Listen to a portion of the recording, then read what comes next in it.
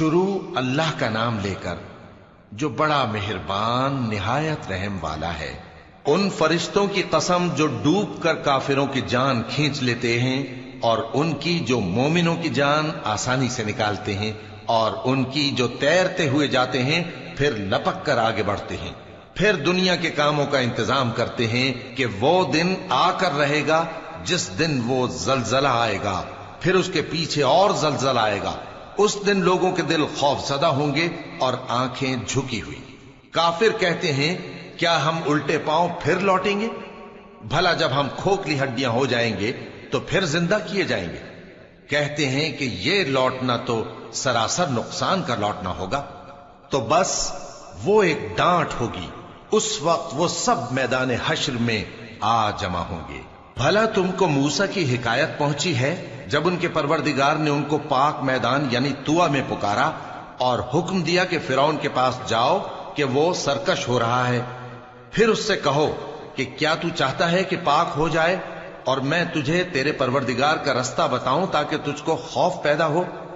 غرض انہوں نے اس کو بہت بڑی نشانی دکھائی مگر اس نے جھٹلایا اور نہ مانا۔ پھر لوٹ گیا اور تدبیریں کرنے لگا، سو اس نے لوگوں کو اکٹھا کیا، پھر بلند آواز سے بولا، سو کہنے لگا کہ تمہارا سب سے بڑا مالک میں ہوں۔ تو اللہ نے اس کو دنیا اور آخرت دونوں کے عذاب میں پکڑ لیا۔ جو شخص اللہ سے ڈر رکھتا ہے اس کے لیے اس قصے میں عبرت ہے۔ بھلا تمہارا بنانا مشکل ہے یا آسمان کا؟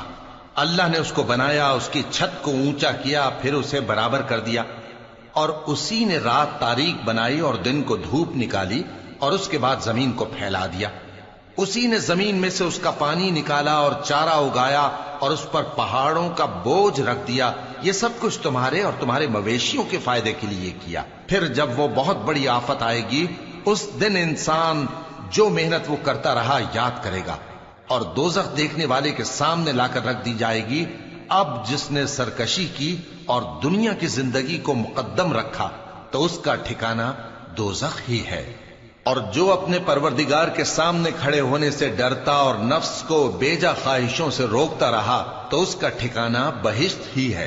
اے پیغمبر صلی اللہ علیہ وآلہ وسلم، لوگ تم سے قیامت کے بارے میں پوچھتے ہیں کہ اس کی آمد کب ہے، سو تم اس کے ذکر کی طرف سے کس فکر میں ہو؟ اس کا منتہا یعنی واقع ہونے کا وقت تمہارے پروردگار ہی کو معلوم ہے۔ جو شخص اس سے ڈر رکھتا ہے تم تو اسی کو ڈر سنانے والے ہو۔ جب وہ اس کو دیکھیں گے تو ایسا خیال کریں گے کہ گویا دنیا میں صرف ایک شام یا ایک صبح رہے۔